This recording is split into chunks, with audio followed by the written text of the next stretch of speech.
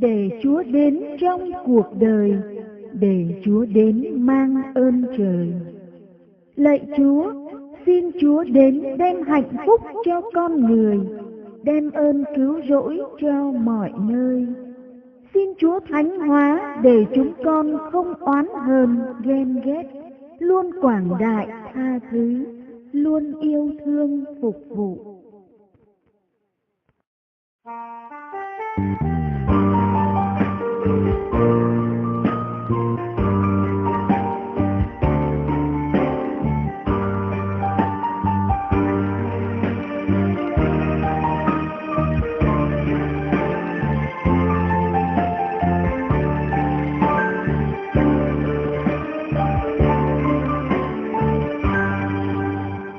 Xin cho lòng chúng con luôn mơ rộng chờ mong Chúa đến. Xin cho lòng chúng con luôn thấm nồng một tình yêu mến. Xin cho lòng chúng con luôn khát khao, luôn ước ao một thế giới vui vui gian dào, một thế giới không còn khổ đau. Để Chúa đến trong cuộc đời, để Chúa đến mang ơn trời, muôn hạnh phúc cho mọi người, mùa cứu rỗi cho mọi người. Xin cho lòng chúng con không oán hờn và không ghen ghét. Xin cho lòng chúng con luôn quang đại và luôn tha thứ. Xin cho lòng chúng con yêu bên người, yêu suốt đời, chỉ biết sống biết ơn phục vụ và hướng đến ân tình trời cao. Để Chúa đến trong cuộc đời, để Chúa đến mang ơn trời, muôn hạnh phúc cho mọi người, mùa cứu rỗi cho mọi người.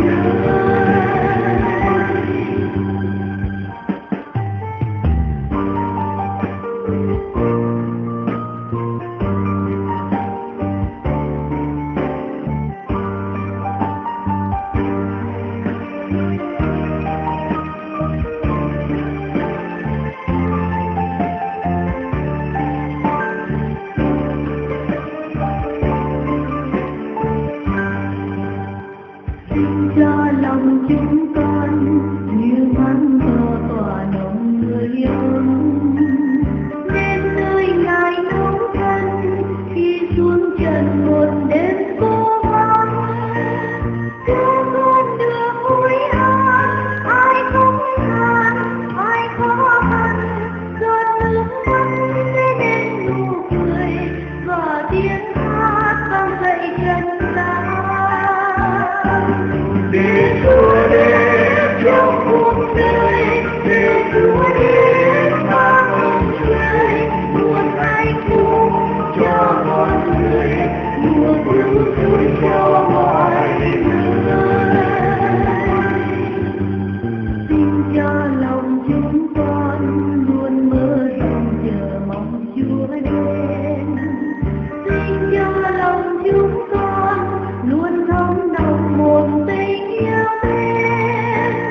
Xin cho lòng chúng con luôn ước ao, luôn khát khao một thế giới chung vui gian dào, một thế giới không còn khổ đau. Để Chúa đến trong cuộc đời, để Chúa đến mang ơn trời, muôn hạnh phúc cho mọi người, mùa cứu rỗi cho mọi người.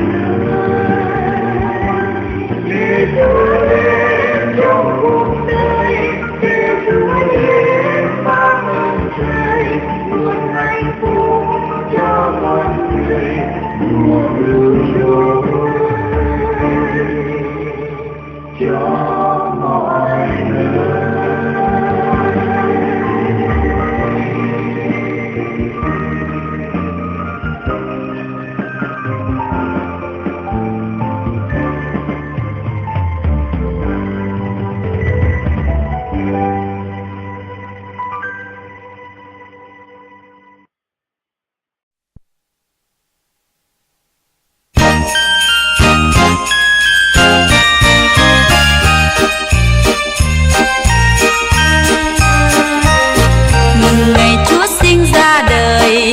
mình cùng nắm tay tươi cười, hòa bình đến cho muôn người, cùng cất tiếng ca mừng vui. Mừng ngày Giáng sinh an hòa, mừng hạnh phúc cho muôn nhà, từ thành phố hay đồng quê, muôn nơi vui tiếng hát ca vang lừng. Đêm Noel, ta hãy cùng vui lên. Đêm Noel, đêm ta xin ơn trên ban hòa bình cho trần thế. Đêm Noel, chuông vang lên, chuông sao đường vang lên. Đêm Noel, vui đêm Noel, ta hãy chúc nhau câu cười.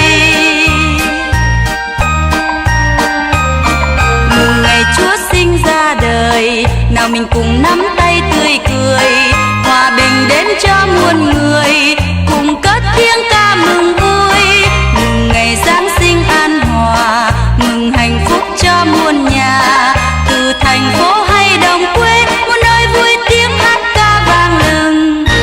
Đêm Noel, ta hãy cùng vui lên. Đêm Noel, đêm ta xin ơn trên ban hòa bình cho trần thế. Đêm Noel, chuông vang lên, chuông sao đường vang lên. Đêm Noel, vui đêm Noel, ta hãy chúc nhau câu cười.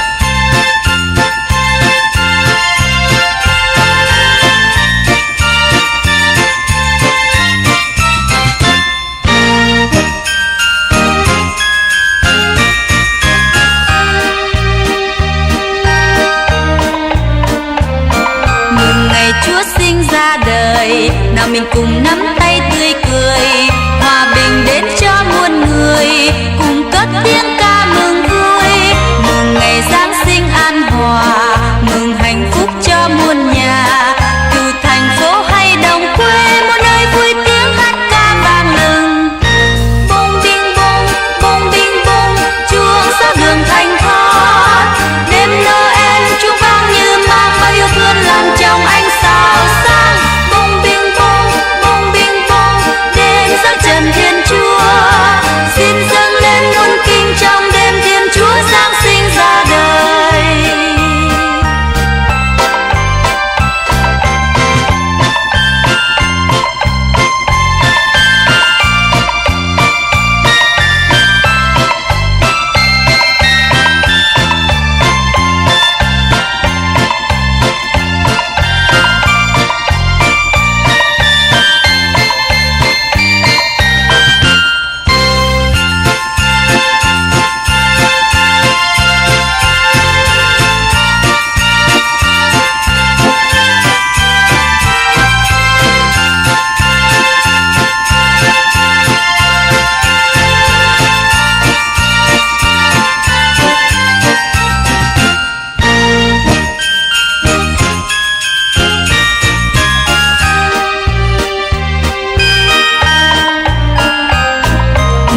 Chúa sinh ra đời, nào mình cùng nắm tay tươi cười, hòa bình đến cho muôn người,